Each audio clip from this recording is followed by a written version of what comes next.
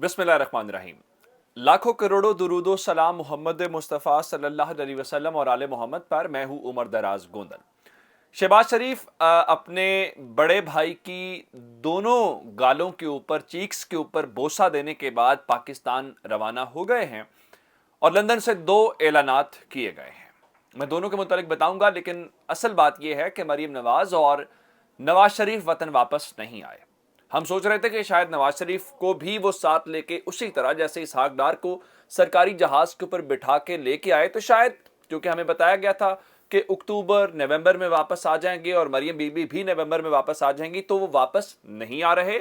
और इसके साथ अब उन्होंने कुछ फैसले किए हैं जिनका ऐलानात किए गए हैं, लेकिन थोड़ी ही देर के बाद दूसरा ऐलान करके मजीद कन्फ्यूजन जो है वो फैला दी गई है। आप सब जानते हैं कि इस वक्त जो पाकिस्तान का एक ही इशू नंबर 1 है वो है आर्मी चीफ की अपॉइंटमेंट।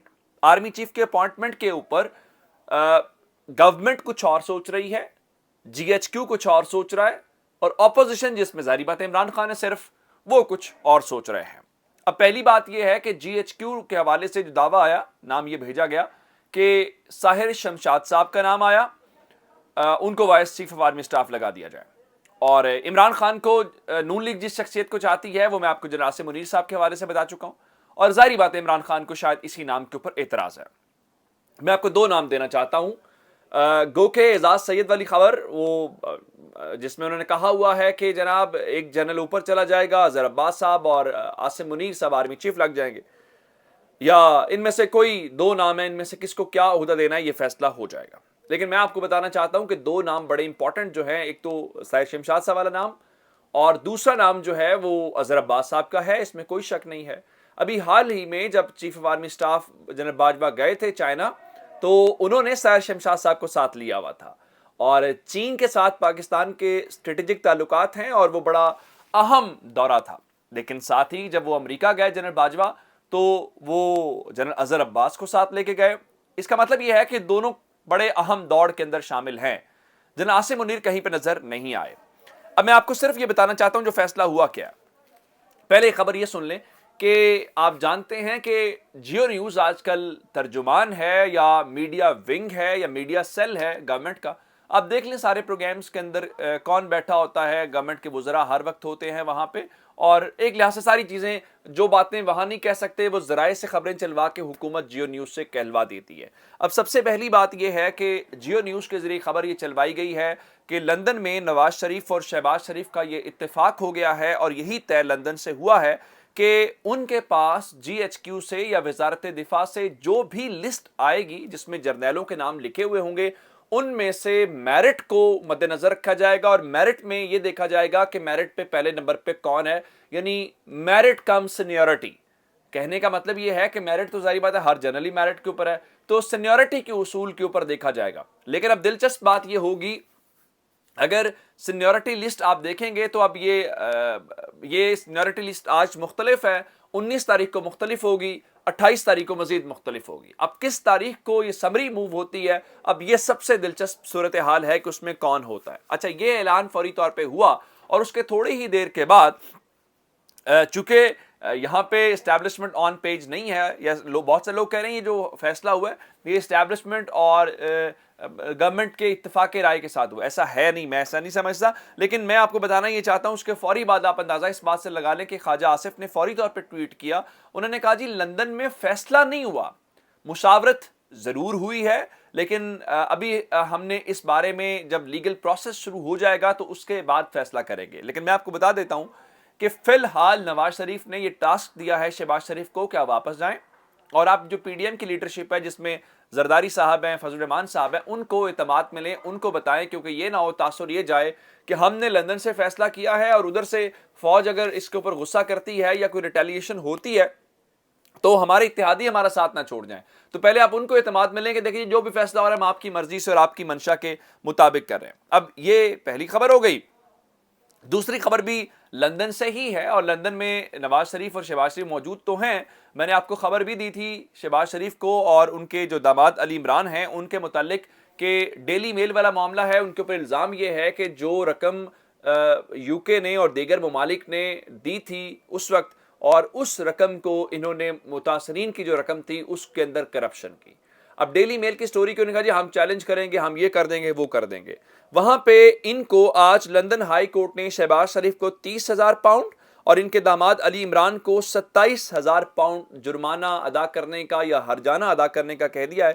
یعنی مجموعی طور پہ ان کو اور ان کے داماد کو 57,000 برطانوی پاؤنڈز کی صورت میں یہ رقم ادا کرنی ہے اور 23 نومبر سے پہلے یعنی 2 ہفتوں کے اندر اندر ادا کرنی ہے. اور اس کے ساتھ جو کرپشن کے ثبوت انہوں نے عدالت میں جمع کروائے ہیں ڈیلی میل نے, اس کے اوپر اس کے جواب میں بھی ان کو جواب جمع کرانے کا آخری موقع دے دیا گیا ہے. دوسری صورت میں معاملہ پھر ان کے ہاتھ سے تھوڑا سا آگے نکل جائے گا اور پھر یہ کہیں گے کہ ایسا نہیں ہو سکتا. اب ایک خبر اور لے لیجئے, وہ خفیہ اداروں سے متعلق ہے. آپ جانتے ہیں کہ اعظم سواتی صاحب والا معاملہ ہوا تھا کہ اس کے اوپر تو مصطفیٰ نواز کھوکھر کا استعفیٰ ہو گیا اور تحریک انصاف بار بار آواز اٹھا رہی ہے اور اعظم سواتی صاحب بھی اس کے اوپر مسلسل بول رہے ہیں.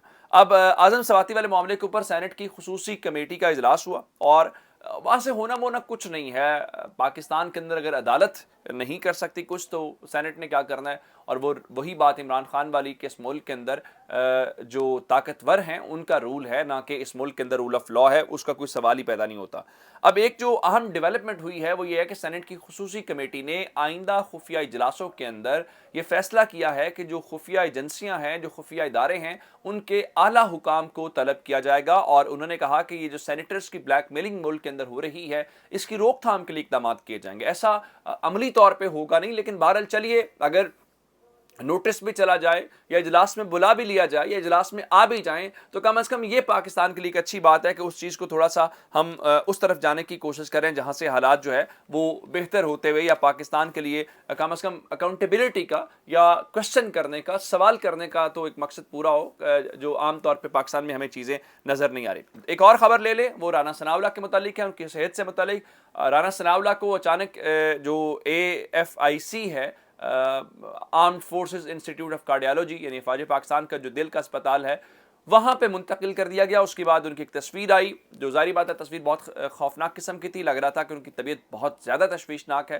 اور اس کے بعد خبریں آئیں کہ ان کو ICU میں رکھا گیا ہے, ان کی حالت ٹھیک نہیں ہے. اور اس کے بعد رات کو انہوں نے خود بھی اپنے دوست کے ذریعے ایک پیغام بھیجا جس کے بعد انہوں نے کہا جی میری صحت ٹھیک ہے, میں اب سٹیبل ہوں اور لوگوں کو, دوستوں کو اسپتال آنے کی ضرورت نہیں ہے. اور اس کے علاوہ جو وزارت داخلہ کے ترجمان ہیں انہوں نے یہ بتایا کہ ان کی حالت بالکل سٹیبل ہے اور کافی گھنٹے ان کا جو چیک اپ ہے وہاں پہ روٹین کا کیا گیا ہے, اور پچھلے 12 سال سے وہ دل کے مرض میں مبتلا ہیں. تو اس لیے ایک معمول کی چیز تھی, ان کی طبیعت ناساز ہوئی تو ان کو وہاں پہ منتقل کیا گیا, لیکن اب کوئی ایسی بات نہیں ہے اور وہ بالکل سٹیبل ہے. اب اس کے ساتھ ایک اور خبر, اعظم سواتی والی خبر آپ نے دے لی, رانا ثناءاللہ والا معاملہ ہو گیا. اب ارشد شریف صاحب والے معاملے کے اوپر چونکہ بہت زیادہ سوالات اٹھ رہے ہیں تو اب بتایا یہ گیا ہے کہ اس کے اوپر جو وہاں کے جرنلسٹ ہیں وہ کچھ اور بات کر رہے ہیں, یہاں پہ کچھ اور ہے. اب ایٹ دی اینڈ یہ ہوا ہے کہ وہی پیمز اسپتال جو پہلے ارشد شریف صاحب کی والدہ کو ان کی جو رپورٹ ہے پوسٹ مارٹم کی وہ ان کو نہیں دی جا رہی تھی, تو اب خبریں آئی ہیں جی وہ منڈے کے روز پیمز اسپتال کے جو سربراہ ہیں وہ اپنے خصوصی اختیارات کا استعمال کرتے ہوئے ان کو وہ دے دیں گے, کیونکہ عام طور پہ ہوتا یہ ہے کہ اسپتال الاؤڈ نہیں ہوتا کہ ان کے جو پیچھے لواحقین ہیں ان کے حوالے کی جائے, جو تفتیشی افسر ہوتا ہے اس کی ذمہ داری ہے. مسئلہ یہ نہیں ہے, مسئلہ یہ ہے کہ آخر عمران ریاض نے بھی ٹویٹ کیا کہ وہاں پہ ان کے ناخن بالکل سلامت تھے جب وہاں پہ وہ آئے, تو آخر ایسا کیا ہوا کہ پاکستان کے اندر جو ناخن ہیں وہ اتر چکے تھے, اور ان کے مطابق ہم جسد خاکی کے ساتھ کسی کو کھیلنے کی یا توہین کی اجازت نہیں دیں گے. اس کی تھور انویسٹیگیشن ہونی چاہیے. یہ ایک ایسا معاملہ ہے شاید جس کو ہم بھولنے نہیں دیں گے, بار بار قوم کے سامنے رکھیں گے. جب تک شہید کو انصاف نہیں ملے گا ہم سب اپنا جو حق ہے وہ ادا کرتے رہیں گے. اپنا بہت سارا خیال رکھیے گا. خدا حافظ.